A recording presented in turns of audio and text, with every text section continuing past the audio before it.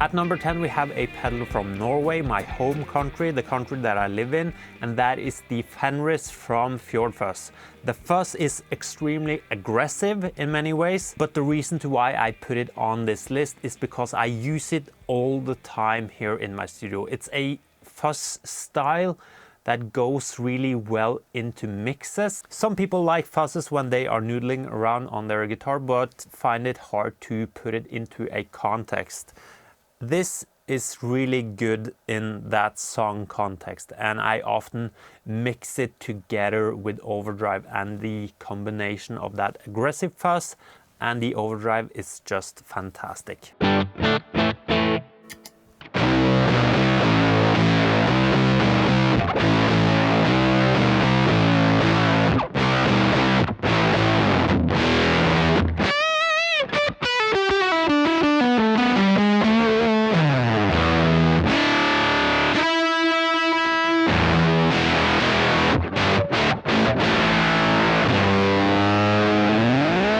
At number 9, we have the Walrus Audio Julia. The first time I tried the Julia, that was the moment when chorus and vibrato pedals became cool again for me. Maybe it was the time as well. I don't have it anymore, sadly. I had it on my pedal board and in my studio for a long time. I think I sold it because I was just low on cash and it was easy to sell because it's a popular pedal. Never do stuff like that, Eirik. Remember to never sell stuff that you like.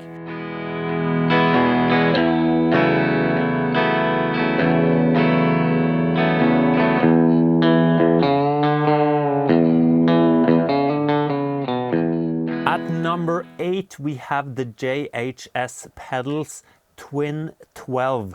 I've always been drawn to those Silvertone amps, probably because of Jack White. I did try the Twin 12 and that was like an instant hit for me.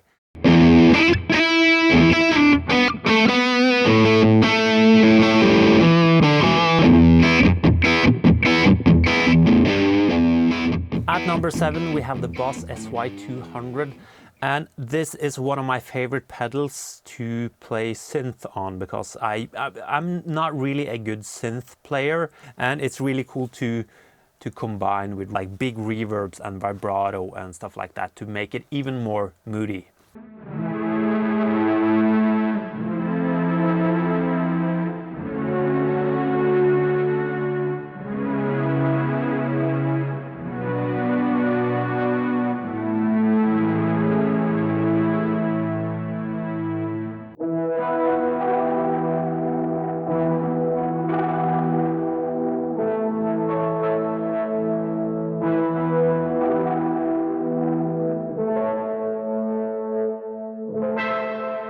At number 6, we have the Fuzz Roches 420 Fuzz, and that's also a pedal that I've used a lot up and through the years. I have sometimes removed it from my pedal board because that's what we do. We change stuff because of no reason really, but I always go back to it, so it has a permanent spot for now on my pedal board.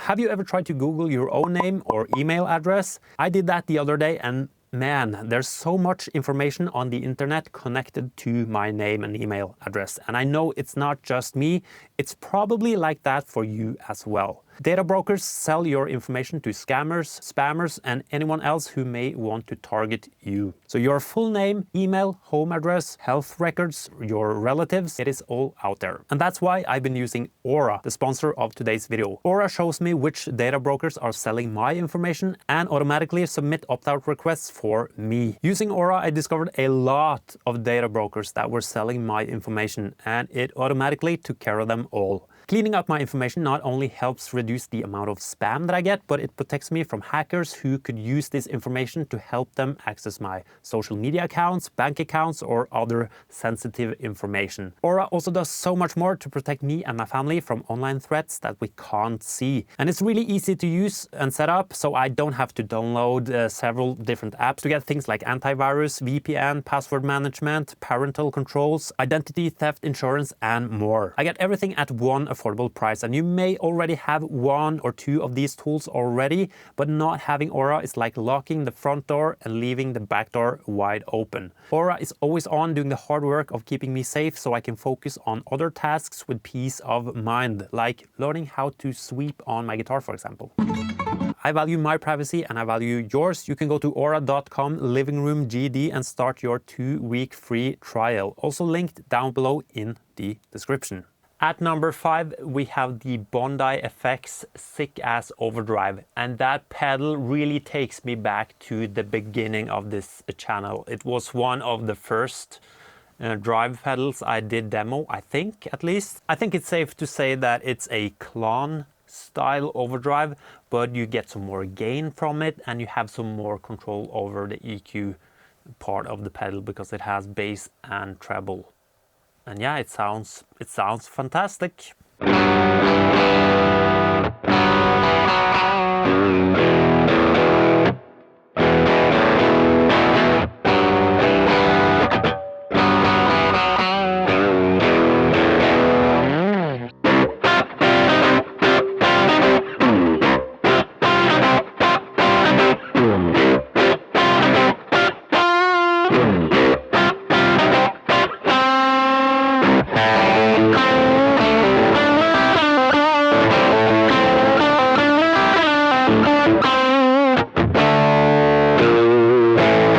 At number 4, we have the Anasounds Tape Preamp, which is kind of their take on a preamp that was in like tape units way back when. It's really good for that always on type of thing, just to boost your level a tiny bit. You can boost your level even more to get that saturated sound, a more saturated sound. And you can even push it. It has some really weird features with like bias and turning up the voltage. So if you saw that new JHS pedal, the Taco Bolt, Mason Stoops signature pedal, it has that broken sound if you want to as well. So you can do a lot of things with it. Sometimes I even use it to make my signal chain a bit more analog sounding. For example, if I'm using my Kemper, I'm sending that through this pedal. So you can do a lot of really cool stuff with this pedal. I'm going to show you some different things that you can do with it.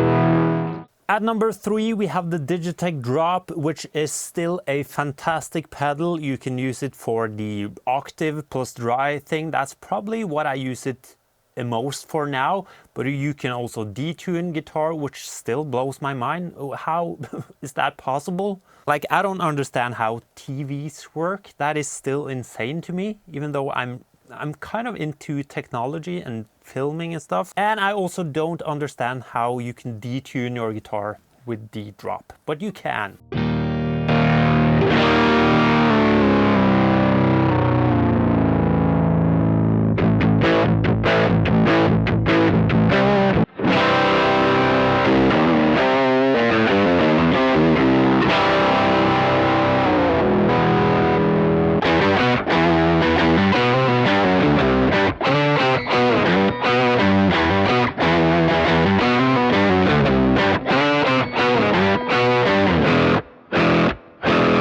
At number 2, we have a pedal that I recently demoed, and it's kind of scary to put it on a list like this because you are always a bit extra tied to pedals that you like recently. And that is the Chroma console from Hologram Electronics. And yeah, I think it's a fantastic pedal. If I ever was to get a signature pedal, it would be something like this.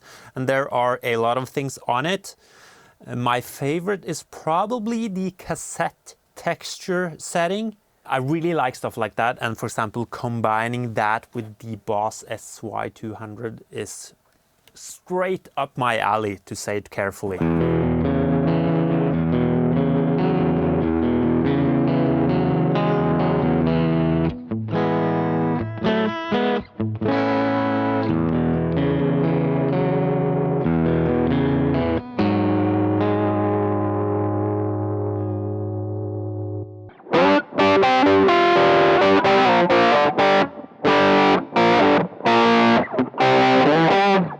And then we have number one, and that is the Paul Cochrane Audio Timmy Overdrive pedal. And here's why it's number one. I know people make fun of the term, the buzzword transparent overdrive, but it is in fact for me a transparent overdrive because I use it when I'm not able to get more drive naturally from an amp, and I use this pedal to just add to that. For some reason it is just really good for that. And maybe when you plug this pedal in alone, it doesn't have that wow factor that a lot of overdrive pedals have, but it just works really well all the time.